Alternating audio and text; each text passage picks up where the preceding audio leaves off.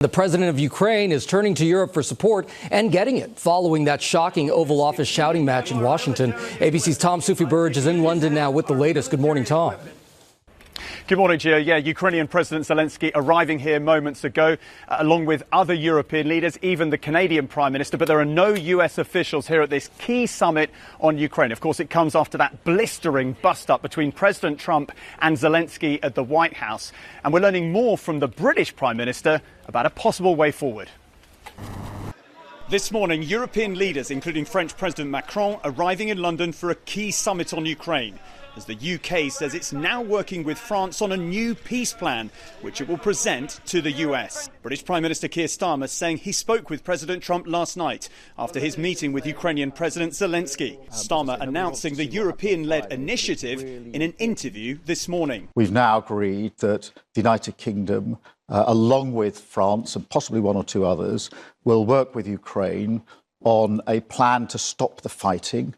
And then we'll discuss that plan with the United States. Ukrainian President Zelenskyy touching down in London this weekend, just hours after his meeting with President Trump in the Oval Office descended into chaos. You're gambling with the lives of millions of people. You're gambling with World War III. But what a contrast in London Saturday. People demonstrating in support of Ukraine ahead of Zelenskyy's arrival.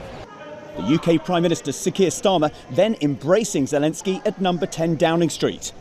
Starmer saying the UK will support Ukraine for as long as it takes, and backing Zelenskyy personally and his plea to President Trump that a peace deal can only work if there are security guarantees that prevent Russia from re-attacking Ukraine. Americans stand with Ukraine.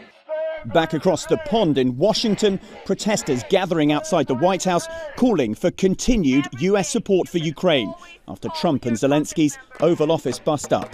Well, unfortunately, I'm so incredibly impressed with Zelenskyy. He handled that situation so well in the Oval Office. But what Trump did was a disgrace to the United States.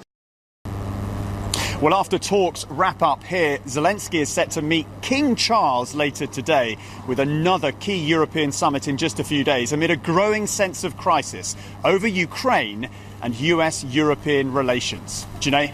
All right, Tom, thank you.